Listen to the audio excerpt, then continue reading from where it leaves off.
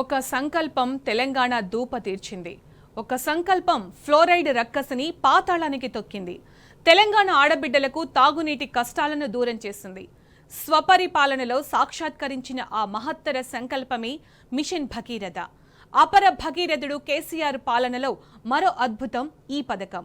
పల్లె పట్నం అనే తేడా లేకుండా రాష్ట్రంలోని ప్రతి ఇంటికి మిషన్ భగీరథ చేరుకుంది. దేశానికే ఆదర్శంగా నిలిచిన మిషన్ భగీరథకు కేంద్రం మరోసారి ప్రశంసలు గుప్పించింది.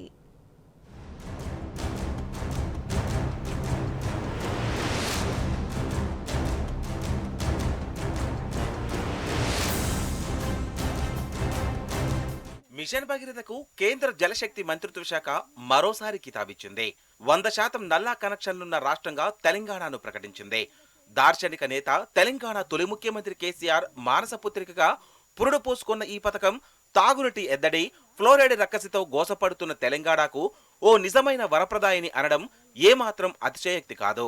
ప్రధానమంత్రి, భారత ప్రభుత్వం, హడ్కో వ్యక్తుల నుంచి అనేక ప్రశంసలు అందుకున్న ఒక గొప్ప తాగునీటి జీవధార, ప్రజల దాహార్తిని శాశ్వతంగా తీర్చిన ఓ బృహత్తర కార్యక్రమం.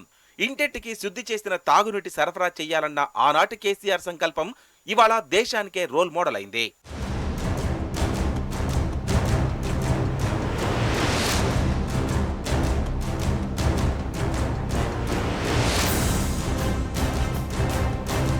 భౌగోళికంగా కృష్ణా, గోదావరి నది పరివాహక ప్రాంతాల మధ్య ఉన్నా కూడా గుక్కడి మంచినీళ్లకు తండ్లాడిన దీనగాథ తెలంగాణ ప్రజానికానిది. అందుకే ప్రత్యేక రాష్ట్ర ఆకాంక్షకు బలమైన పునాదులు వేసిన నిధులు, నియామకాల సరసన నీళ్లు కూడా చేరాయి. అప్పటి సమైక్య పాలకుల ధోకా వల్ల నీళ్ల విషయంలో తరాలకు తరాలై నష్టపోయాయి. బిందెడు నీళ్ల కోసం కిలోమీటర్ల కొద్దీ నడిచి వెళ్లడం ఒక ఎత్తైతే, ఆ నీళ్లను దక్కించుకోవడానికి జరిగిన సిగపాట్లు మరో ఎత్తు. స్వచ్ఛమైన తాగునీరందక ఫ్లోరైడ్ రక్కసి బారిన పడి జీవచ్చవాలుగా మారిన దయనీయం నల్గొండదైతే, కనీసం దూప తీర్చుకోవడానికి గుక్కడి నీళ్లు దొరక్క వలసల బాట పట్టిన దుర్గతి మహబూబ్ నగర్ జిల్లాది. ఆ అభాగ్యుల దుస్థితిని ప్రత్యక్షంగా చూసి చలించిపోయిన కేసీఆర్ అప్పటి ఎలక్షన్ మేనిఫెస్టోలో లేకున్నా ఇంటింటికి సురక్షిత మంచినీటిని అందించాలని సంకల్పించారు. 2014 సెప్టెంబర్ 5న కరీంనగర్ బహిరంగ సభలో తన మనోగతాన్ని బయటపెట్టారు. ప్రతి ఇంటికి నీళ్లివ్వకుంటే వచ్చే ఎన్నికల్లో ఓట్లడగనని ప్రతిజ్ఞ కూడా చేశారు. అలా ఆయన చేసిన ఆ అపర భగీరథ ప్రయత్నమే రాష్ట్రంలో తాగునీటి సమస్యకు శాశ్వత పరిష్కారం చూపింది.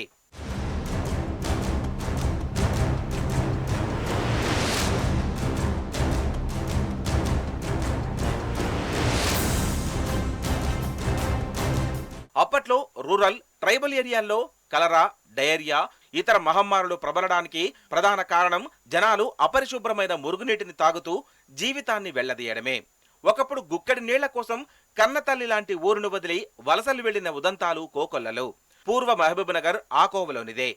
దేశంలోనే తీవ్రమైన కరువు ప్రాంతంగా ఆ జిల్లాను అప్పట్లో కేంద్రం ప్రకటించింది. ఇక దాహార్తిని తీర్చాల్సిన జలం నల్గొండలో హాలాహలమైంది. ఫ్లోరైడ్ రక్కసి బారిన పడి కొన్ని తరాలు అంగవైకల్యంతో జీవచ్చవాలుగా మారాయి. నల్గొండలోని కొన్ని ప్రాంతాలను ఐక్యరాజ్య సమితి ఏకంగా నోమ్యాన్ జోన్లుగా డిక్లేర్ చేసిందంటే పరిస్థితి తీవ్రతను అర్థం చేసుకోవచ్చు. రాష్ట్రంలో పారిశ్రామిక అభివృద్ధి కూడా కుంటుపడడానికి జలవనరుల కొరతే కారణం. హైదరాబాద్ అభివృద్ధి చేసింది తామే అని చెప్పుకున్న నాయకులు రాజధానిలో నీటి కొరతపై ఏమాత్రం దృష్టి పెట్టలేదు.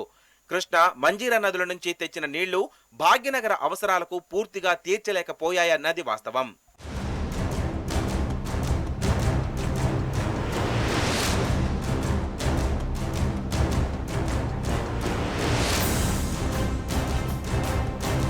అలాంటి క్లిష్ట పరిస్థితుల్లో 2016 ఆగస్టు 7న ప్రధాని నరేంద్ర మోదీ చేతుల మీదుగా గజ్వెల్ సెగ్మెంట్ లో మిషన్ భగీరథ ప్రారంభమైంది.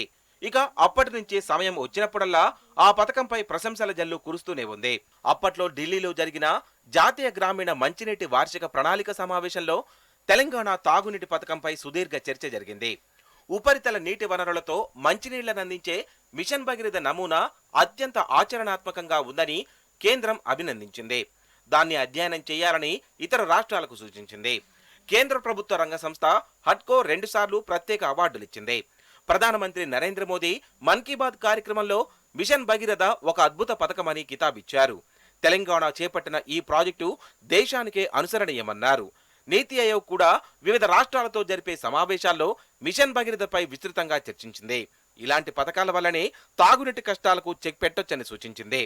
పశ్చిమ బెంగాల్, బీహార్, మహారాష్ట్ర, తమిళనాడు, మధ్యప్రదేశ్తో పాటు ఉత్తరప్రదేశ్ రాష్ట్రాలు మిషన్ భగీరథ ప్రాజెక్టును మెచ్చుకున్నాయి.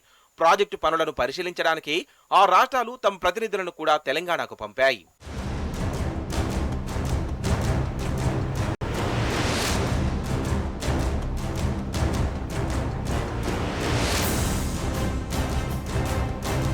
మిషన్ భగీరథ స్ఫూర్తితోనే కేంద్ర జలశక్తి మంత్రిత్వ శాఖ జల్ జీవన్ మిషన్ ను చేపట్టింది. హర్ ఘర్ జల్ పథకాన్ని దేశవ్యాప్తంగా ప్రవేశపెట్టింది. డ్రింకింగ్ వాటర్ ప్రాజెక్ట్ అనగానే ముందుగా మనకు గుర్తొచ్చేది గుజరాత్ నమూనా. కానీ కేసీఆర్ మానస పుత్రికగా అది 20 ఏళ్ల క్రితమే పురుడు పోసుకుంది. సిద్దిపేట ఎమ్మెల్యేగా నియోజకవర్గంలోని ప్రతి ఇంటికి సురక్షితమైన తాగునీరు అందించే లక్ష్యంతో 1996లోనే కేసీఆర్ సమగ్ర తాగునీటి పథకాన్ని ప్రారంభించారు. కరీంనగర్ జిల్లా ఎల్ఎండి నుంచి సిద్దిపేట వరకు తాగునీటిని తీసుకొచ్చి ప్రతి ఇంటికి సరఫరా అయ్యేలా చూశారు. ఒక ఎమ్మెల్యేగా సిద్దిపేట ప్రజల దాహం తీర్చిన కేసీఆర్ ఆ పథకం తెలంగాణ అంతటా ఉండాలని ఆకాంక్షించారు. అదిగో అలా అపర భగీరథుడి అవతారమెత్తి మిషన్ భగీరథ అనే మహత్తర మంచినీటి కావ్యాన్ని రచించారు. స్వచ్ఛమైన నీటిని పొందడం ప్రజల ప్రాథమిక హక్కుగా గుర్తించి గడప గడపకు నీళ్లివ్వడం దైవ కార్యంగా భావించారు.